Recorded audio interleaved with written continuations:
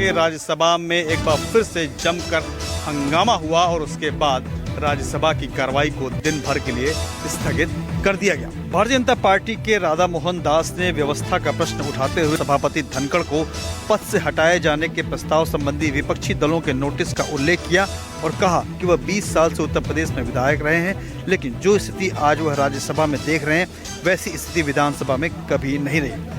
अग्रवाल जब अपनी बात रख रहे थे तब विपक्षी सदस्यों ने इस पर आपत्ति जताते हुए हंगामा शुरू कर दिया। आपको बता दें कि शीतकालीन सत्र में राज्यसभा की कार्रवाई पूरी तरीके से स्थगित ही रही, हंगामा होता रहा, कार्रवाई नहीं चल पाई। अब देखना है कि सोमवार से जब ये सत्र शुरू होगा कार्रवाई हो पाती है या नहीं हो पाती है, लेकिन जिस तरीके से रोज हंगामा हो रहा है बहुत मुश्किल लग रहा है कि राज्यसभा में कोई बिजनेस चल पाएगा। कैमरामैन संजय सिंह के साथ प्रशांत देव, न्यूज़ 24 दिल्ली। कांग्रेस महासचिव और सांसद प्रियंका गांधी ने आज पहली बार लोकसभा में भाषण दिया। दरअसल वायनाड सीट से जीत के आने के बाद उनका ये पहला भाषण लोकसभा में था। जब लोकसभा स्पीकर ओम बिरला ने उनका नाम पुकारा तो राहुल गांधी भी वहीं बैठे थे और राहुल गांधी की खुशी का ठिकाना ना रहा। उन्होंने पहले पीछे मुड़कर छोटी बहन को देखा और बाद में कुछ देर तक मेज भी थपथपाई। उनके चेहरे पर बहन प्रियंका के पहले भाषण की खुशी साफ देखी जा सकती थी।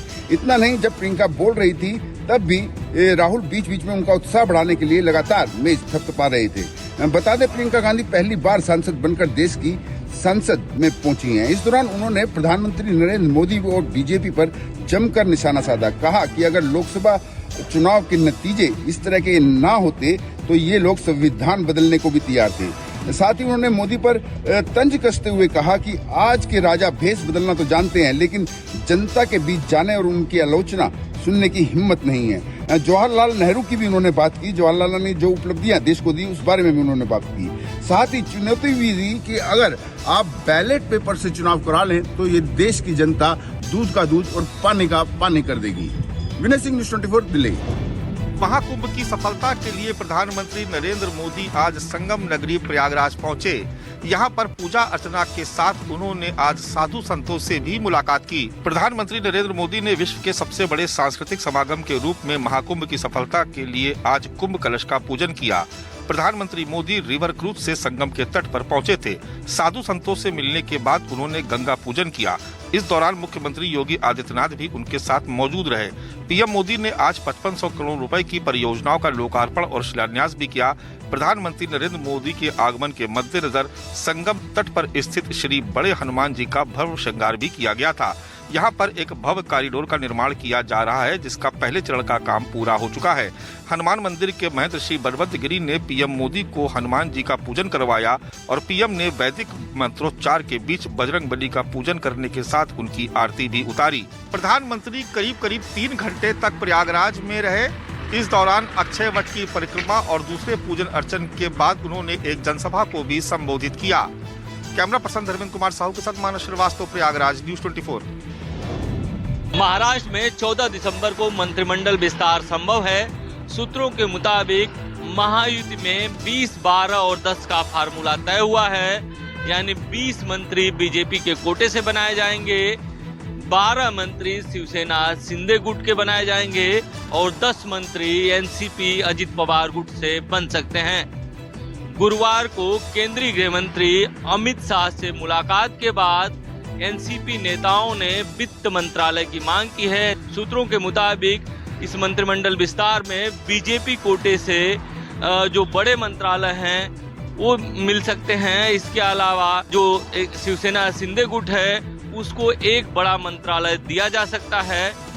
इधर अगर शिवसेना शिंदे गुट की बात करें तो वहां पर भी मंत्रिमंडल विस्तार को लेकर घमासान मचा हुआ है। ज्यादातर विधायक चाहते हैं कि पुराने जो मंत्री बनाए गए थे उनमें से कुछ लोगों को ड्रॉप किया जाए। संजय के साथ इंद्रजीत सिंह, न्यूज़ 24, मुंबई। लोकसभा और विधानसभा चुनाव खत्म होने के बाद एकनाथ शिंदे ने अब बीएमसी की तैयारी शुरू कर दी है। कल मुंबई के शिवसेना के विधायक, शिवसेना के एमपी और पूर्व पार्षदों की एक बैठक सरकारी आवास रामटेक में हुई। इस बैठक में एकनाथ शिंदे ने सभी नेताओं से कहा कि हर हाल में बीएमसी हमें जीतनी है। एकनाथ शिंदे ने यह भी कहा कि बीएमसी के हर वार्ड में मैं जाऊंगा और क्या क्या काम हुए उसका भी मैं जायजा लेने वाला हूँ। हम यूटी में ये चुनाव लड़ने वाले हैं तो यूटी धर्म का पालन सभी पदाधिकारी करें। इतना ही नहीं, बीएमसी में अब जो चुनाव होने वाले उस चुनाव के लिए मौजूदा सांसद और विधायकों को जरा ज्यादा जिम्मेदारी दी जाएगी और उनके कंधों पर अब ज्यादा काम रहेगा। इतना ही नहीं, एकनाथ शिंदे ने कहा है कि इस बीएमसी चुनाव में हमें हर हाल में जीतना है, उसके लिए जो चाहे वो तैयारी आप करना शुरू कर दो। जाहिर सी बात है कि बीएमसी चुनाव में अब एकनाथ शिंदे अपनी पार्टी को उद्धव ठाकरे से भी बड़ा बनाना चाहते हैं। लोकसभा चुनाव में उद्धव ठाकरे ने मुंबई में 3 सीटें जीती और इस बार की विधानसभा चुनाव में यहाँ पर 10 विधायक मुंबई में शिवसेना यूबीटी के जीत कर आए, तो एकनाथ शिंदे का स्कोर 6 का रहा। कैमरामैन विनोद सिंह के साथ विनोद जगदाले, न्यूज़ 24 मुंबई। बांग्लादेश में हिंदुओं पर हो रहे अत्याचार को लेकर शिवसेना यूबीटी के प्रमुख उद्धव ठाकरे ने प्रधानमंत्री नरेंद्र मोदी और केंद्र सरकार को निशाने पर लिया है।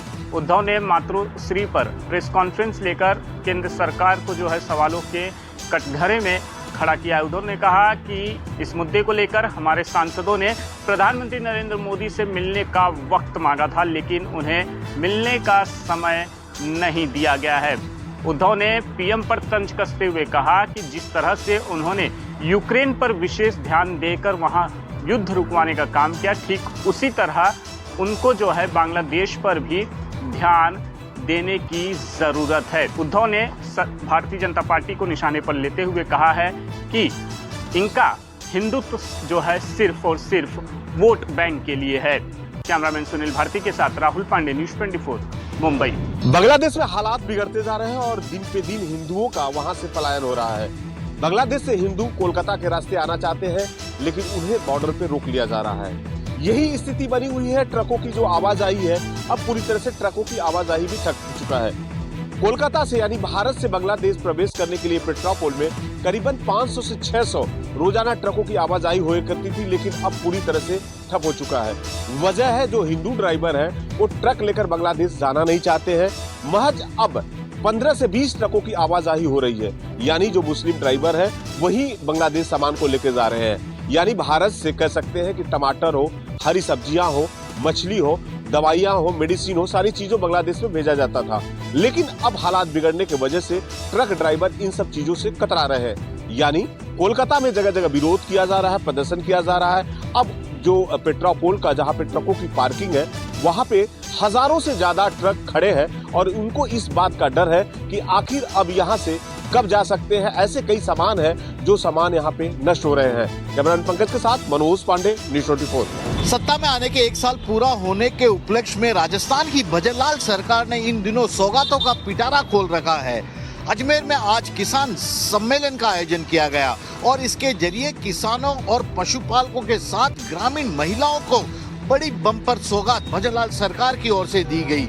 करीब 1 लाख से भी ज्यादा किसानों को 700 करोड़ रुपए की किसान सम्मान निधि का भजनलाल सरकार की ओर से हस्तांतरण किया गया। इसके अलावा 1000 डेयरी बूथ ग्रामीण महिलाओं के लिए आवंटित करने की योजना की शुरुआत हुई। इसके तहत ग्रामीण महिलाओं को इन डेयरी बूथों के आवंटन में प्राथमिकता दी जाएगी।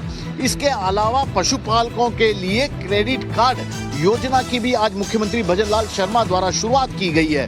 दरअसल राजस्थान की भजनलाल सरकार का कार्यकाल 15 दिसंबर को पूरा होने वाला है और पहले ही कार्यकाल के खत्म होने से पहले भजनलाल सरकार ने कल जोधपुर में आयोजित एक बड़े कार्यक्रम में 76,000 से भी ज्यादा बेरोजगार लोगों को नौकरी देने का एक तरह से बड़ा आदेश भी जारी कर दिया। कैमरामैन विक्रम सिंह भाटी के साथ श्रीवत्सन, जयपुर, न्यूज़ 24। बेंगलुरु में आत्महत्या करने वाले इंजीनियर अतुल सुभाष की पत्नी निकिता सिंघानिया के घर पर बेंगलुरु पुलिस ने नोटिस चस्पा कर दिया है। दरअसल इंजीनियर अतुल सुभाष आत्महत्या के मामले में बेंगलुरु पुलिस जौनपुर पहुंच चुकी है और यहां पूरे एक्शन में है। यहां स्थानीय पुलिस की सहायता से निकिता के आवास पर नोटिस चस्पा किया गया है। नोटिस में लिखा गया है कि तथ्यों और परिस्थितियों का पता लगाने के लिए आपसे पूछताछ का उचित आधार है और आपको 3 दिन के भीतर बेंगलुरु में जांच अधिकारी के सामने पेश होने का निर्देश दिया जाता है। यहाँ आपको ये भी बता दें कि इंजीनियर अतुल सुभाष की मौत के मामले में मुकदमा पंजीकृत होने के बाद से ही निकिता सिंघानिया और उनके परिवार के लोग फरार हो गए हैं। कैमरा पर्सन मिंटू सिंह के साथ अशोक तिवारी, लखनऊ, न्यूज़ 24।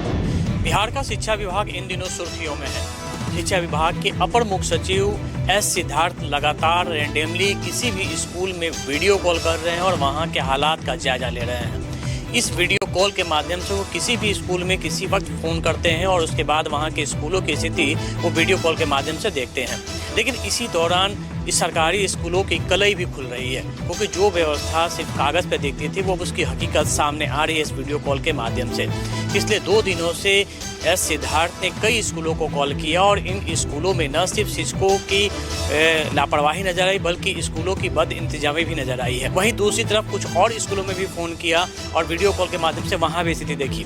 तो ये एक उनके द्वारा प्रयास किया जा रहा है कि रेंडमली चेकिंग की जाए, क्योंकि पिछले 2 वर्षों में स्कूलों की रख रखाव के लिए शिक्षा विभाग ने करोड़ों रुपया पानी की तरह बहाया है, लेकिन उसके बावजूद इन स्कूलों में बद इंतजामियाँ साफ तौर पर दिख रही है। कैमरामैन सनी के साथ अमिताभ ओझा, पटना न्यूज़ 24। पंजाब और हरियाणा के बॉर्डर के ऊपर चल रहे किसान आंदोलन को 10 महीने पूरे हो चुके हैं और 10 महीने के बाद किसानों ने अपनी रणनीति आर पार की अपना ली है और यही कारण है कि कल शंभू बॉर्डर से किसानों का कूच होगा, तो दूसरी ओर जगजीत सिंह डल्लेवाल का खनौरी बॉर्डर के ऊपर अमरन अनशन लगातार ही जारी है और वो 18वें दिन में प्रवेश कर चुका है। बेशक डल्लेवाल की जो हालत है वो लगातार ही गंभीर होती चली जा रही है और इसी के चलते ही लगातार जो उनका वजन है वो काफी कम हो चुका है। अभी किसानों ने अपनी रणनीति बनानी आरंभ भी की है, लेकिन वहीं पर चाहे वो